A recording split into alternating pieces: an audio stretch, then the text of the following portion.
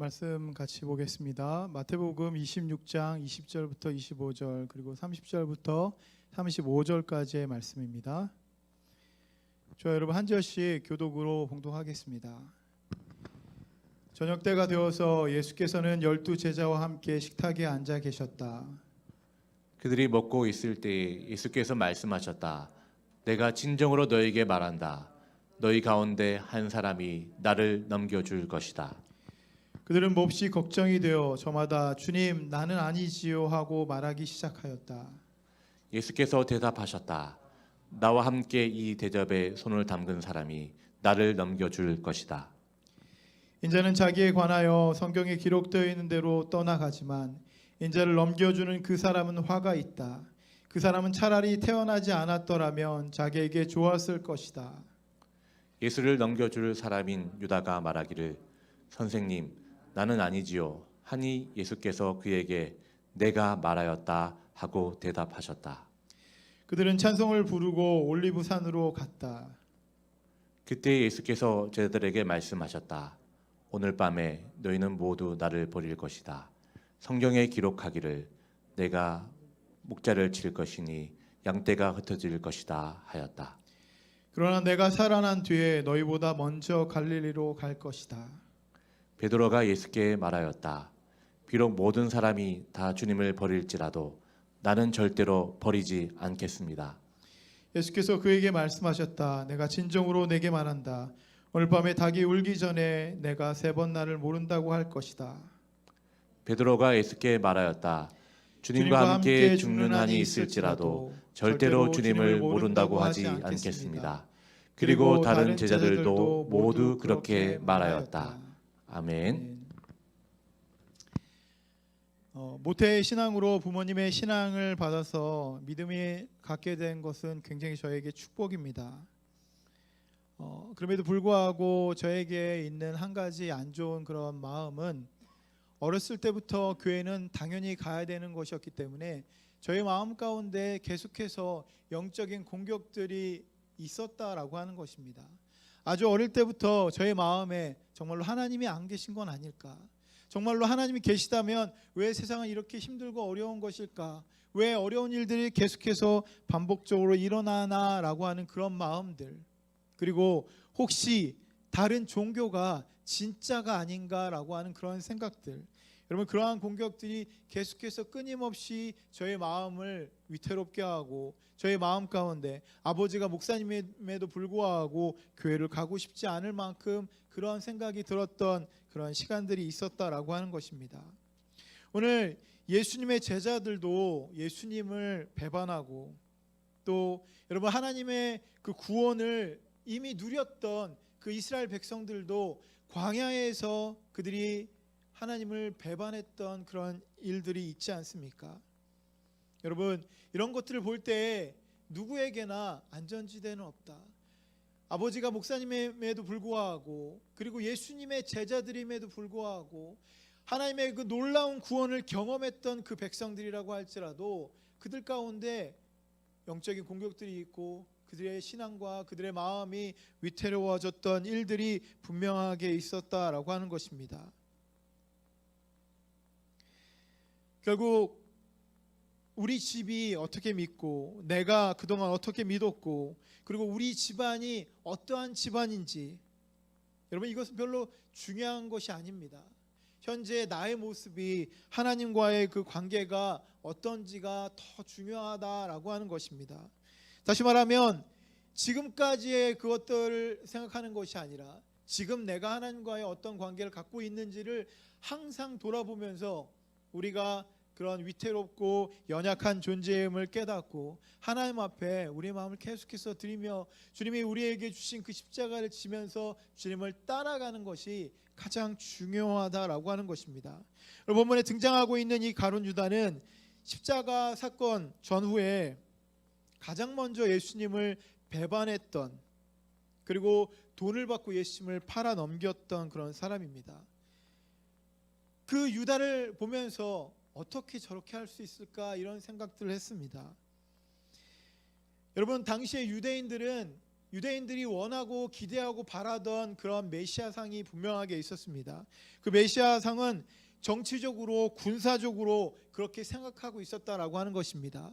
예수님이 메시아가 우리 가운데 오면 정치적으로 군사적으로 모든 것을 다 쓸어버리고 그 절대 권력을 차지해서 지금까지 있었던 모든 것들 가운데 힘들고 어려운 것들을 다 없애버리고 풍요롭고 행복하게 기쁨으로 잘 살 수 있게 만들어줄 것이다라고 하는 바로 그러한 생각들을 그들이 갖고 있었다라고 하는 것입니다. 그동안 식민지에 그동안 너무나도 힘들고 어려운 외세의 공격 가운데 힘들고 어려웠던 그들의 마음에 하나님이 이 땅 가운데 메시아를 통해서 오면 그 모든 것이 역전되어서 누구도 자기들을 공격할 수 없고 또 모든 사람이 동일하게 행복을 누릴 수 있을 것이다라고 그렇게 생각했다라고 하는 것입니다. 여러분, 그렇기 때문에 당연히 제자들도 그들의 마음 가운데 예수님이 이제 예루살렘에 입성하기만 하면 모든 것이 바뀔 것이다라고 그렇게 생각하지 않았겠습니까? 제자들의 마음 가운데 이제 예루살렘에 입성만 하면 끝난 것이다. 모든 것이 끝났다. 정치적으로 영향력이 있는 그 사람들을 몰아내고 이제 자신들도 한 자리씩 차지할 것이다라고 그런 마음들을 그들이 갖고 있었다라고 하는 것입니다. 그래서 여러분, 제자들 가운데 요한과 야고보의 어머니가 예수님에게 와서 나중에 그런 일이 있으면 우리 아들들을 그런 자리에 잘 부탁합니다라고 청탁까지 했던 그 일들이 성경 말씀에 나오고 있지 않습니까? 여러분, 제자들이 이러한 생각들을 하다 보니까 그들의 마음 가운데 그러한 마음으로 가득 차 있다 보니까 그들의 마음 가운데 이런 혼란이 왔다라고 하는 것입니다. 그 당시에 있는 그 권력들을 몰아내도 시원치 않은데, 완전히 없애버리고 새로운 것들을 만들어도 시원치 않은데, 오히려 예수님께서는 이제 곧 내가 십자가에 달려서 죽게 될 것이다, 그냥 죽는 것이 아니라 십자가에 달려서 처참하게 많은 사람들의 조롱거리 가운데 죽게 될 것이다 말씀하신 그 말씀을 듣고 제자들은 너무나도 혼란스럽고 너무나도 당황했을 것입니다. 예수님께서 예루살렘에 입성하셔서 권력자들을 몰아낼 생각을 하지 않고 자꾸만 다른 이야기만 하시기 때문에 그렇습니다. 그래서 마태복음 26장 2절에 보게 되면 너희가 아는 대로 이틀이 지나면 유월절인데 인자가 넘겨져서 십자가에 달릴 것이다라고 그렇게 선언을 하는 것입니다. 제자들 앞에 이제 곧 예루살렘에 도착하면 모든 것을 쓸어버리고 내가 너희들을 새롭게 해줄 것이다라고 이야기하신 것이 아니라 이제 곧 이틀이 지나면 유월절인데 인자가 넘겨져서 십자가에 달려서 죽게 될 것이다라고 그렇게 말씀하고 있는 것입니다. 여러분, 그리고 마태복음 26장 12절에 보게 되면 이 여자가 내 몸에 향유를 부은 것은 내 장례를 치르려고 한 것이다라고 그렇게 말씀합니다. 어떤 여인이 와서 예수님에게 향유를 바르고 붓는 그런 일들을 통해서 예수님께서 내가 곧 죽게 될 것이다라고 그 모든 사람들 가운데 선언하고 있는 것입니다. 이제 곧 왕이 되는 것이 아니라, 이제 곧 모든 것을 바꾸어 버리는 것이 아니라, 이제 새로운 세상이 오는 것이 아니라 자꾸만 예수님은 죽는다라고 그렇게 말씀하시는 것입니다. 그러니까 여러분, 자기들이, 그 제자들이 그동안 기다렸던 메시아랑 너무 다르다는 생각을 합니다. 그 중에 유다는 저 사람은 메시아가 아니야, 저 사람은 그동안 내가 기다렸던 메시아가 아니야 라고 그렇게 제일 먼저 생각했습니다. 그래서 이 유다는 그 길로 대제사장을 찾아가서 이렇게 이야기를 합니다. 15절, 마태복음 26장 15절을 보게 되면 이렇게 말하였다. 내가 예수를 여러분에게 넘겨주면 여러분은 내게 무엇을 주실 작정입니까? 그들은 유다에게 은돈 30입을 셈하여 주었다. 주님에 대한, 예수님에 대한 그런 배반, 그러니까 실망과 좌절, 이런 마음이 그 가운데 들어갔을 때, 이 유다의 마음 가운데 크게 실망하고 크게 좌절하고 이 모든 것은 이제 끝났어, 아무것도 할 수 없어라고 그런 생각이 들자마자 예수님을 배신하고 예수님 가운데 그동안 자신이 얻지 못했던 그것들을 보상받으려고 그렇게 했다라고 하는 것입니다. 여러분, 이 모습을 보면서 어떻게 아무리 그렇다고 할지라도, 아무리 실망하고 아무리 힘들었다고 할지라도 3년간이나 따라다니면서 여러 가지 많은 것들을 경험하지 않았겠습니까? 예수님의 놀라운 기적들을 보게 되고 예수님께서 하신 그 너무나도 주옥 같은 그 말씀들을 들으면서 어떻게 그것들을 경험한 사람이 예수님을 배반할 수 있었을까? 여러분, 실제로 유다는 굉장히 악한 사람이었기 때문에 그렇습니다. 오늘 본문 21절 22절에 주님과 제자들이 마지막으로 만찬을 나누는 그런 장면이 등장을 합니다. 주님께서 너희 가운데 한 사람이 나를 넘겨줄 것이다 라고 그렇게 말씀하시니까 제자들이 깜짝 놀라서 주님 나는 아니지요 라고 그렇게 되묻는 것이 바로 21절과 22절에 등장을 합니다. 그때 여러분, 이 유다는 잽싸게 자신의 그 손을 음식에다 넣는 그 행동을 합니다. 당연히 자신이 예수님을 팔아 넘겼다라고 하는 것을 자기가 알고 있기 때문에 그 순간을 모면하려고 했던 것입니다. 주님께서 그 생각을 하시고 주님 나는 아니지요 라고 묻는 그 제자들 앞에서 나와 함께 이 대접에 손을 담근 사람이 나를 넘겨줄 것이다 라고 그렇게 다시 한번 말씀하십니다.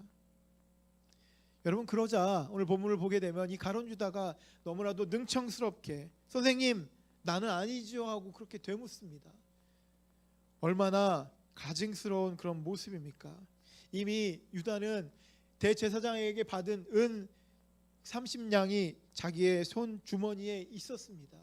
그것을 붙잡고 그것을 자기가 가지고 있으면서도 선생님 나는 아니지요 라고 그렇게 묻고 있다라고 하는 것입니다.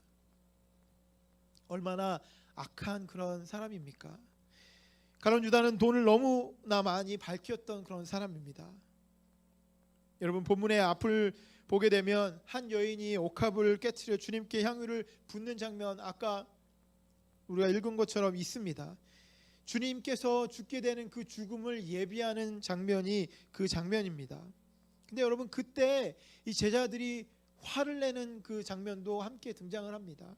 화를 내면서 왜 이 비싼 것을 허비하느냐, 이것들을 차라리 팔아서 가난한 사람들에게 나눠주면 더 좋았을 것을.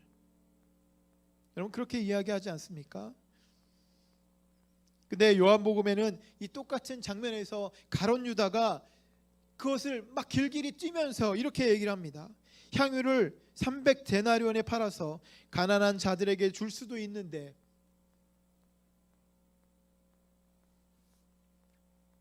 왜 이렇게 이것을 허비하느냐라고 그렇게 난리를 칩니다. 여러분, 실제로 유다가 가난한 사람을 돕고자 하는 그렇게 이야기를 했지만 요한복음에는 그가 가난한 사람을 돕기는커녕 오히려 그것을 도적질하는 도적이다라고 그렇게 표현을 하고 있다라고 하는 것입니다. 그는 동계를 맡아서 관리하고 그것 가운데 조금씩 그 돈을 훔쳤던 그런 사람입니다. 근데 여러분, 그 모든 제자들이 그것을 알지 못했습니다. 주님께서 너희 중에 나를 판다라고 했을 때 누구도 이 유다를 의심했던 제자가 없었다라고 하는 것입니다. 그만큼 이 유다는 돈을 사랑했었던 그런 사람, 그러면서도 불구하고 자신은 그렇지 않은 척, 자신은 예수님을 잘 따르는 척, 잘 믿는 척 그렇게 했던 사람이었습니다. 돈에 눈이 멀어서 3년이나 같이 따라다니고 그 많은 경험을 함에도 불구하고 예수님을 은 30에 팔아 넘길 수 있는 그런 사람이었다라고 하는 것입니다. 여러분, 그 당시에 이 은 30냥은 노예 한 명을 팔 때 받을 수 있는 그런 돈이었습니다. 그러니까 여러분, 얼마나 아주 싼 값에 예수님을 팔아 넘겼는지를 우리가 알 수가 있습니다. 노예 한 명의 값밖에 안 되는. 마태복음 26장 6절에 보면 그 여인이 예수님의 머리에 그 부은 그 향유가 은 300 이라고 하는 그 엄청난 그 금액을 가지고 있습니다. 이 여인은 예수님의 머리에 붓는 그 향유를 300데나리온이라고 하는 엄청난 돈임에도 불구하고 그의 머리에 붓는 것을 아까워하지 않을 만큼 예수님을 사랑하고 예수님의 그 죽음을 준비했는데, 여러분, 이 가룟 유다는 겨우 은 30에 예수님을 팔아넘겼다라고 하는 것입니다. 그는 돈을 사랑하고 실제로 예수님을 믿지 않았다라고 하는 것을 분명히 알 수 있습니다. 그는 예수님이 너희 중에 나를 팔 사람이 있다고 그렇게 이야기하자 다른 제자들은 불안하고 아쉬운 마음 때문에 주님 나는 아니지요 라고 그렇게 물어봤는데, 이 가룟 유다는 뭐라고 얘기를 하냐면 선생님 나는 아니지요 라고 그렇게 물어봅니다. 모든 제자들이 예수님을 주님으로 그렇게 생각하며 질문하는데, 가룟 유다는 그저 다른 그 번역을 보게 되면 랍비, 선생 이 정도로밖에 생각하지 않았다라고 하는 것입니다. 다시 말씀드리면 이 예수님을 진짜 메시아로 그가 생각하지 않았다는 것을 우리가 알 수가 있습니다. 여러분, 그렇기 때문에 우리의 신앙 고백이 너무나도 중요하지 않습니까? 오늘 우리가 예배 때 신앙 고백을 했는데 우리의 신앙 고백이 너무 중요합니다. 오늘 우리가 한 그 신앙 고백 가운데 성자 하나님이 당신의 구원을 위해 하신 일을 믿습니까? 라고 질문했을 때 우리가 그는 본디오 빌라도에게 고난을 받으셔서 십자가에 못 박혀 죽으시고 장사된 지 사흘 만에 죽은 자 가운데서 다시 살아나셔서 하늘에 오르사 전능하신 하나님 아버지 우편에 앉아 계심을 믿습니다 라고 그렇게 고백하지 않습니까? 우리를 위해서 이 땅에 오신 것, 우리를 구원하여 주실 것, 그 사랑을 갖고 우리 가운데 오셔서 우리를 구원하실 것이다 라고 고백하는 그 신앙 고백이 유다에게는 없었다라고 하는 것입니다. 우리가 이렇게 신앙 고백하는 이유가 무엇입니까? 그것은 내가 이것을 믿고 이 고백을 하고 있다라고 하는 그런 의미가 아닙니까? 우리가 이런 고백을 할 때 그냥 나는 교회 와서 그냥 앉아있기 때문에 어쩔 수 없이 신앙 고백을 하시는 겁니까? 누가 보기에도 나는 예수를 믿는 척 그렇게 하고 계신 것입니까? 여러분, 제자 유다는 그렇게 예수를 믿는 척 했다라고 하는 것입니다. 아마 이 유다는 이미 예수님께서 말씀하신 그 말씀을 통해서 자신의 잘못을 뉘우치고 주님을 따르면서 회개할 그 시간과 그런 것들이 충분히 있었을 것입니다. 근데 유다는 그렇게 하지 않았습니다. 얼마나 악한 그런 마음입니까? 주님께서 제자들과 함께 마지막 유월절 저녁을 잡수시면서 내가 진정으로 너에게 말한다, 너희 가운데 한 사람이 나를 넘겨줄 것이다 라고 21절에 말씀하실 때 하나같이 주님 나는 아니지요 라고 확인했던 그 과정을 통해서 여러분, 결국 누가 예수님을 팔 것이다 라고 하는 것을 분명하게 밝히시지 않으셨습니까? 바로 이 유다가 주님을 팔 사람이라고 그렇게 지적당했음에도 불구하고 많은 제자들이 그때 아마 그것 때문에 자신은 아닐 것이다 라고 그렇게 안도하는 그런 시간이 있었다라고 하는 것입니다.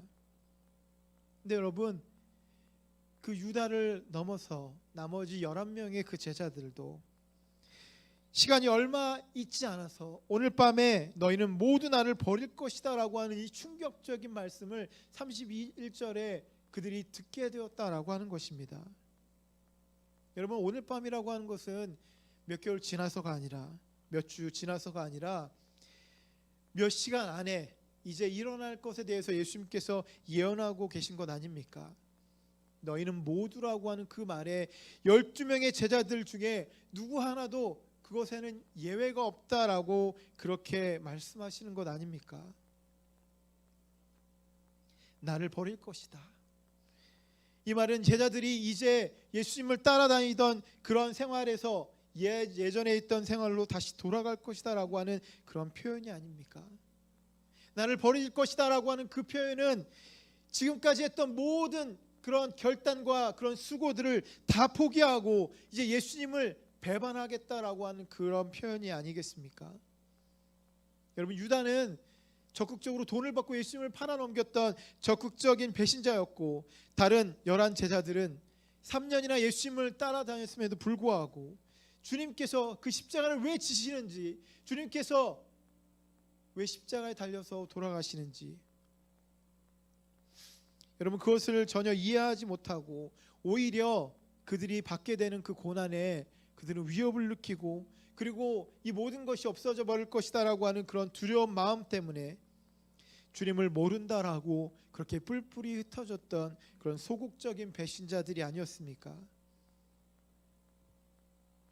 주님은 이 제자들이 다 주님을 버릴 것이다라고 예언하셨는데 왜 제자들이 주님을 배신하게 될 것이다라고 그렇게 생각을 하셨겠습니까? 여러분, 제자들의 꿈과 소망이 예수님과 틀렸기 때문이 아니겠습니까?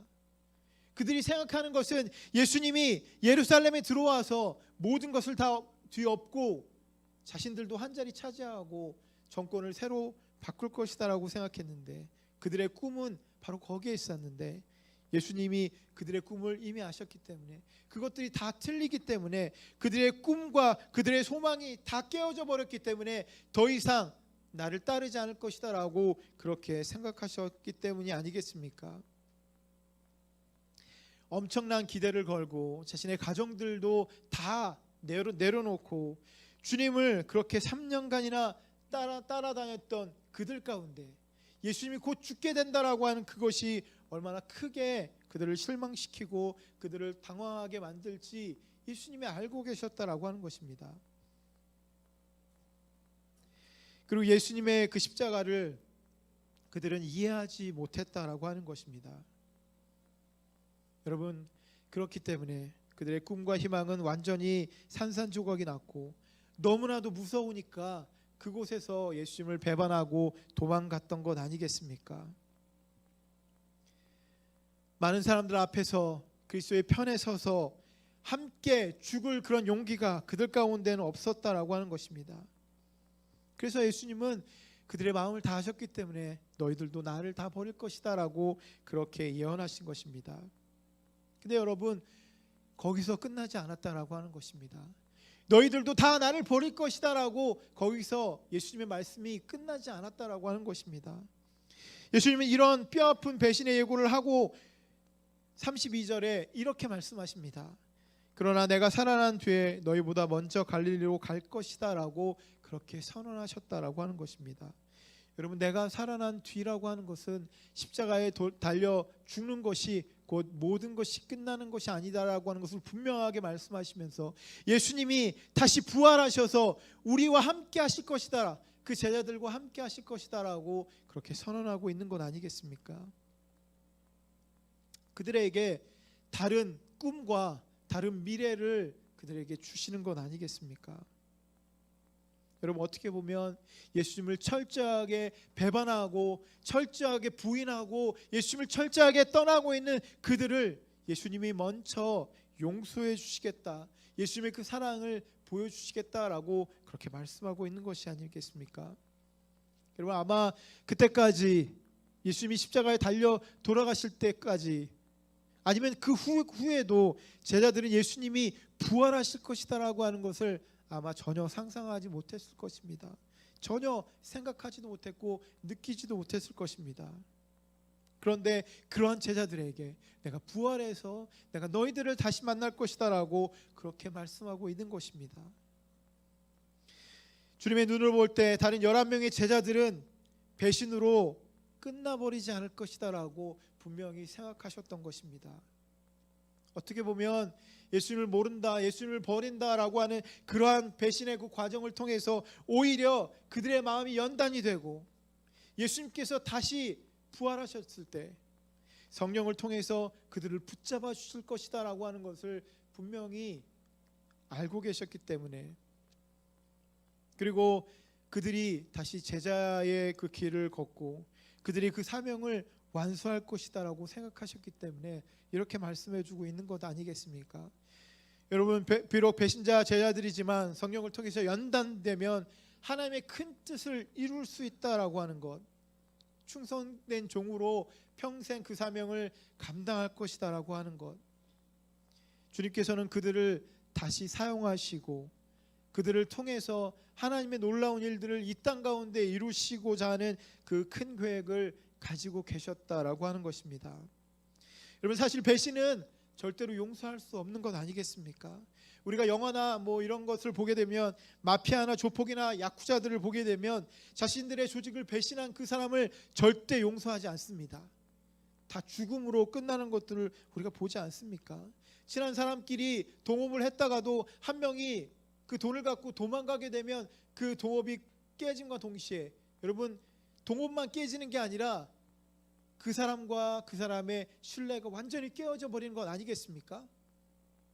여러분, 돈 갖고 도망간 그 동업자를 몇 년 후에 만나면 여러분 얼마나 그 마음이 안 좋겠습니까? 여러분, 그 사람을 만나서 그동안 힘들었지, 내 돈 갖고 치웠으니까 그동안 잘 살고 그랬지, 이제 내가 널 용서할게.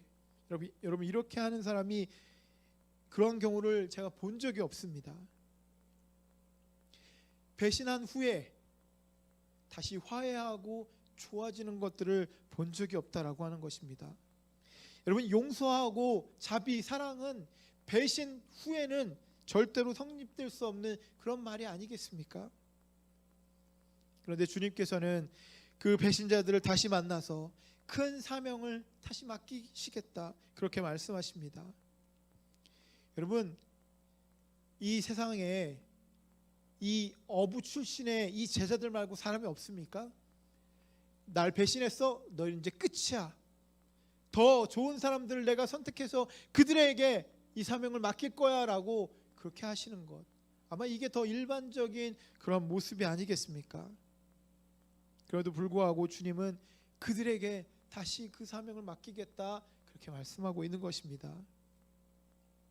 여러분, 유다와 틀리게 다른 11명의 그 배신의 그 예언을 하시면서 이 모든 과정 이후에 그들이 예수님의 그 부활을 통해서 새로워질 것을 그대로 보여주고 있는 것입니다. 여러분, 유다는 그 배신 가운데 완전히 사라져 버렸지만 그 11명의 그 제자들은 배신 이후에 오히려 예수님의 그 부활을 통해서 하나님의 놀라운 역사들을 이룰 수 있는 그 사람들로 세워주시고자 하는, 어떻게 보면 여러분 오늘 본문에 예수님은 그 모든 사람들 가운데 또 오늘 우리에게도 부활의 모습을 보여주고 싶으셨기 때문에 이렇게 말씀하시는 것 아니겠습니까? 결국은 예수님께서 부활하셔서 시리에 차서 절망 가운데 아무것도 할 수 없었던 그 제자들의 어깨를 토닥여주고 그들을 다시 일으켜 세워주시는 것, 그들을 구원하시고 그들을 해방시켜 주시고 그들에게 평안을 줄 수 있는 것, 여러분, 이것이 주님께서 우리에게 보여주고 싶으셨던 그런 주님의 말씀이 아니겠습니까? 여러분, 부활로 인하여서 뿔뿔이 흩어졌던 그 제자들을 다시 모으고 배반했던 그 제자들이 주님 앞에 철저하게 회개하게 하고, 그리고 그 맡겨진 그 사명을 감당할 수 있도록 성령을 그들 가운데 보내주시는 그런 놀라운 역사가 이루어졌다라고 하는 것입니다. 그리고 결과적으로 부활 후에 예수님께서 그들을 다시 만나 주셔서 마태복음 28장 19절에 그러므로 너희는 가서 모든 민족을 제자로 삼아서 아버지와 아들과 성령의 이름으로 세례를 주고, 이러한 그 위대한 사명을 그들 가운데 허락해 주셨다라고 하는 것입니다. 아까도 말씀드렸듯이 오순절에 성령이 그들 가운데 임해서 그들이 권능을 받고 땅 끝까지 그 놀라운 그 복음을 증거하는 사람이 되었다라고 하는 것입니다. 여러분, 예수님의 너희는 모두 나를 버릴 것이다 라고 하는 이 충격적인 그 선언 이후에 이러한 일들이 일어났다라고 하는 것입니다. 근데 여러분, 이런 충격적인 선언에 가장 먼저 응답한 사람이 누군지 아십니까? 바로 성질이 급한 베드로가 제일 먼저 응답했습니다. 이 베드로가 뭐라고 얘기를 하냐면, 비록 다 주님을 버릴지라도 나는 절대로 주님을 버리지 않겠습니다라고 그렇게 이야기합니다. 너무나도 지나치게 그가 장담하고 있는 것입니다. 다른 제자들은 아마 그들이 예수님을 버릴 수도 있을 것 같긴 한데 자신은 절대로 그렇지 않을 것이다라고 그렇게 장담하고 있는 것입니다. 여러분, 이것이 바로 그 베드로에게 있었던 그런 교만이 아닙니까? 오늘 예수를 믿는 믿음의 사람들 가운데 있는 교만이 이런 것 아니겠습니까? 다른 사람은 몰라도 나는 절대로 주님을 떠나지 않고 나는 주님을 붙잡고 의지하겠습니다.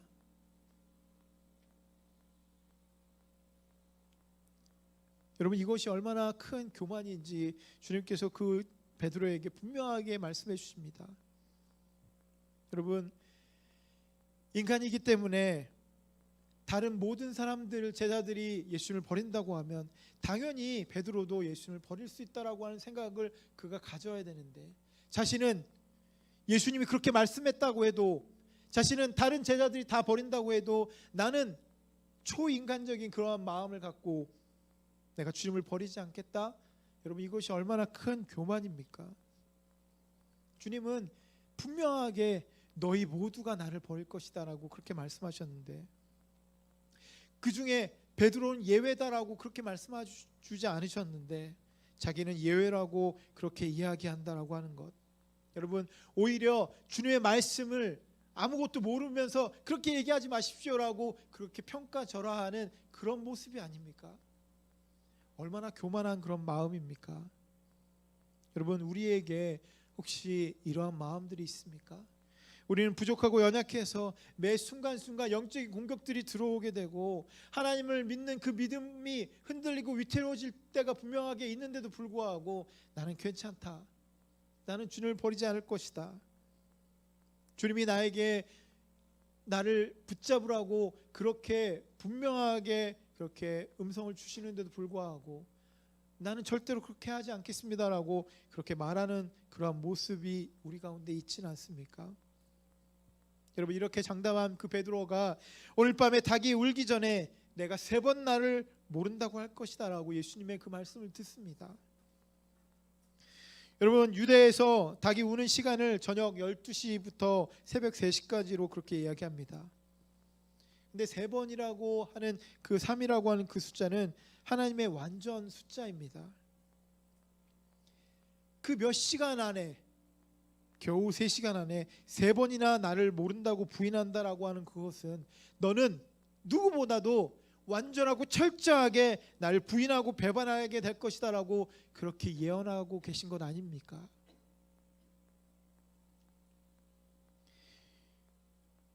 오늘 이 말씀을 함께 묵상하는 저 여러분 모두에게, 여러분, 우리가 이 말씀을 들으면서 어떤 생각들을 해야만 합니까? 우리는 부족하고 우리는 언제든지 넘어질 수 있고 우리는 아무것도 아닌 그런 연약한 존재임을 우리가 분명하게 깨달아야만 된다라고 하는 것입니다. 다른 이 제자들처럼 우리는 예수님을 부인하고 우리는 넘어질 수밖에 없는 그 나약한 존재임을 우리가 인식해야만 된다라고 하는 것입니다. 우리의 연약함을 인정할 때 우리에게 강함을 주시는 그 주님을 더 붙잡지 않겠습니까? 나를 믿지 말고 나를 다 내려놓고 나는 너무나도 연약하니까 주님 나를 붙잡아 주시옵소서, 주님 앞에 매달릴 수 있는 그런 사람으로 우리가 살 수 있지 않겠습니까? 12제자 한 사람도 예외가 없이 다 예수님을 버렸다라고 하는 그 사실을, 그 성경을 통해서 우리에게 보여주는 이유가 무엇입니까? 여러분, 주님을 배반했던 그 제자들과 같이 오늘 우리도 그렇게 될 수밖에 없는 연약한 존재임을 우리에게 보여주고 있는 것 아니겠습니까? 연약하지만 주님이 우리 가운데 우리를 찾아와 주셔서 우리를 붙잡아 주시고 우리를 강하게 만들어 주신다라고 하는 것, 여러분, 이것을 우리가 믿고 의지하는 것입니다. 사순절 기간에 우리가 십자가를 생각하면서 내가 주님을 따라가는 것, 그 십자가를 지고 주님을 따라간다라고 하는 그것은 무엇이냐면 나를 내려놓고 나를 부인하고 주님의 십자가를 붙잡고 주님이 주시는 그 힘과 능력으로 그 길을 갈 수 있다라고 하는 그런 의미입니다. 주님께서 우리에게 하늘나라에 초점을 맞추어서 살기를 원하십니다. 세상에 초점을 맞춰서 세상에 있는 그러한 방법과 마음으로 내가 가진 그런 지혜로 세상을 살라고 하는 것이 아니라 하늘나라에 초점을 맞추고 살라고 주님께서 우리에게 그렇게 말씀하고 있는 것입니다. 우리의 마음과 신앙은 세상이 평탄하고 평안하면, 모든 것들이 잘 되면 믿음도 괜찮은 것 같이 그렇게 진행되지만, 내 인생에 위기가 오게 되면 우리는 언제든지 주님을 버릴 수밖에 없는 그런 존재라고 하는 것. 여러분, 내가 세상적으로 얻고자 하는 그런 욕심이 채워지지 않으면 여러분, 하나님을 멀리할 수도 있는 바로 그러한 존재라고 하는 것을 우리가 생각해야 되지 않겠습니까? 예수님을 믿는다라고 하는 그 이유로 직장에 취직이 되지 않거나, 예수를 믿는다고 위협을 준다고 하면 믿음을 포기할 수도 있는 그런 일들이 우리 가운데 일어나지 않습니까? 제가 어떤 분을 기억하는데, 그분이 아주 조그마한 교회에 나오고 있으니까 자기 비즈니스에 전혀 도움이 안 된다라고 그렇게 불평을 늘어놓습니다. 그래서 그분과 제가 잠깐 얘기할 때, 조그만 교회에 나와서 비즈니스가 안 되는 것이 아니고 주님 앞에 손을 들고 그 모든 것을 다 맡겨드리는 것이 더 중요할 것 같다라고 그렇게 이야기했습니다. 근데 그분이 결국은 그것 때문에 그 교회를 떠나서 큰 교회로 옮기는 그 모습을 보게 되면서 저의 마음이 굉장히 많이 안타까웠습니다.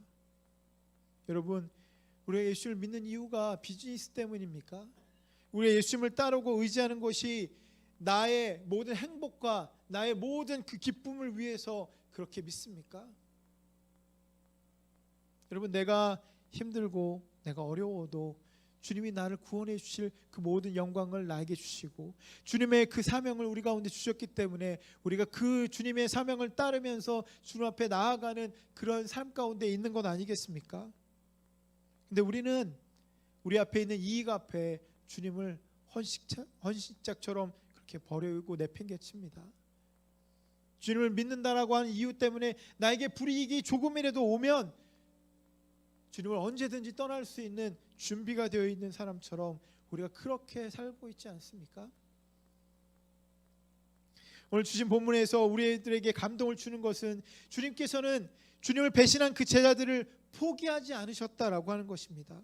그들을 용납하시고 다시 큰 일을 그들에게 주셔서 그들이 엄청난 일을 할 수 있도록 그렇게 만들어 주셨다라고 하는 것입니다. 여러분, 그렇다면 우리도 그러한 모습으로 주님을 믿고 의지하며 살아야 되지 않겠습니까? 조그만 어려움이 있어도, 조그만 힘든 일이 있어도 주님을 내팽개치는 것이 아니라, 여러분, 그 힘든 모든 것들을 다 감당하고 주님을 끝까지 붙잡으면서 주님, 나를 이길 수 있도록, 나를 참을 수 있도록 그렇게 만들어 주시옵소서. 그리고 혹시나 나에게 안 좋게 한 그 모든 사람들을 용서할 수 있는 그런 사랑을 나에게 허락해 주시옵소서. 예수님을 믿고 있는데도 불구하고 나에게 조금만 안 좋게 한 그 사람에게 나도 똑같이 그렇게 하는 그런 모습들이 우리 가운데 있지 않습니까?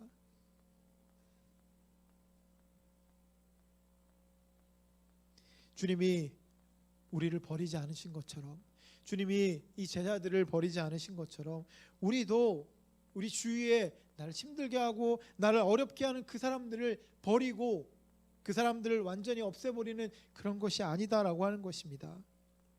여러분, 내가 지금 속상한 것들, 내가 지금 마음이 아픈 것들, 그것에만 몰두하는 것이 아니라 주님이 나에게 맡겨주신 그 사명, 나에게 안 좋게 하는 그 사람이라고 할지라도 그 사람을 포용하고 사랑할 수 있고, 그 사람을 받아줄 수 있고, 그 사람을 주님 앞에 올려드릴 수 있는 그런 마음들, 여러분, 이것이 우리에게 필요한 것이 아니겠습니까? 그래서 나를 힘들게 한 그 사람이 다시 일어설 수 있도록, 다시 주님께로 올 수 있도록, 다시 주님의 놀라운 역사를 감당할 수 있게 할 수 있도록, 여러분, 우리가 그런 힘이 돼야 되지 않겠습니까? 하나님 앞에 우리가 할 수 있는 기도가 돼야 되지 않겠습니까? 여러분, 이 모든 것들이 어떻게 보면 진정으로 십자가를 지고 주님을 따르는 사람의 모습이다라고 하는 것입니다. 주님께서는 오늘 이러한 마음을 가지고 여러분들에게 그렇게 말씀해 주고 있는 것입니다.